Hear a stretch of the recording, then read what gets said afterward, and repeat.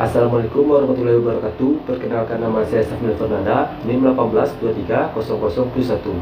Baiklah, kali ini saya akan mereview jurnal internasional dengan tema Human Resource Accounting. Dengan judul jurnal yaitu Analytical Study of Human Resource Accounting Practical and India Experience. Pembahasan teori.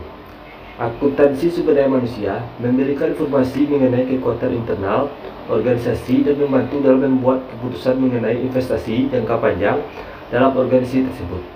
Daya tawar dan kinerja karyawan juga dipengaruhi oleh hal ini. Tidak ada ruang untuk menampilkan informasi signifikan terhadap sumber daya manusia dalam laporan keuangan kecuali remunerasi yang dibayarkan kepada mereka dan jumlah karyawan yang mendapatkan kompensasi melebihi jumlah tertentu per tahun.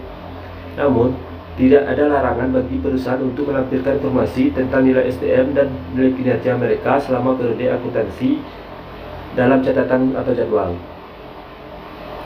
Studi tentang SDM dari suatu organisasi tidak diberikan perhatian yang diperlukan oleh para pemikir manajemen selama bertahun-tahun. Di bawah kendala, laporan keuangan disiapkan sesuai hukum perusahaan di India. Banyak pekerjaan telah dilakukan di bidang ini. Sangat disayangkan bahwa tidak ada pola yang ditetapkan atau diterima secara umum, baik untuk penilaian sumber daya manusia ataupun untuk pencatatannya dalam pembukuan atau untuk pengungkapan informasi melalui pernyataan yang berbeda. Studi ini berfokus pada perhitungan nilai sumber daya manusia di berbagai tingkat organisasi dan untuk menentukan hasil bagi efisiensi sumber daya manusia. Sampel penelitian. Studi keseluruhan terbatas pada 15 perusahaan yang ada di India. Data yang dikumpulkan tetap adalah jumlah karyawan yang bekerja di organisasi tersebut. Tidak ada informasi tentang karyawan sebelumnya. Periode studi terbatas pada 2007 sampai 2008 dan tidak ada data yang tersedia setelah periode ini dari perusahaan yang terpilih. Data yang digunakan dalam penelitian ini adalah data primer kuesioner dikirim kepada perusahaan terpilih, dan atas dasar itu data dikumpulkan dan dianalisis. Teknik analisis data.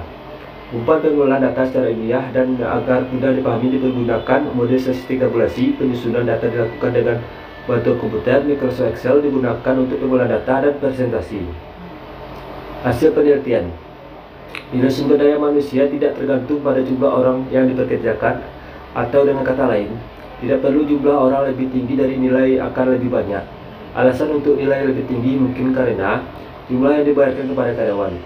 Perusahaan manufaktur membayar jumlah yang lebih sedikit kepada karyawan mereka, sehingga nilai sumber daya manusia mereka kurang meskipun mereka mempekerjakan sejumlah besar tenaga kerja. Nilai perusahaan IT lebih tinggi karena gaji diangkat yang lebih tinggi dan tingkat menengah lebih tinggi dibandingkan dengan tingkat yang lebih rendah. Mungkin itulah hasil review jurnal internasional saya. Assalamualaikum warahmatullahi wabarakatuh.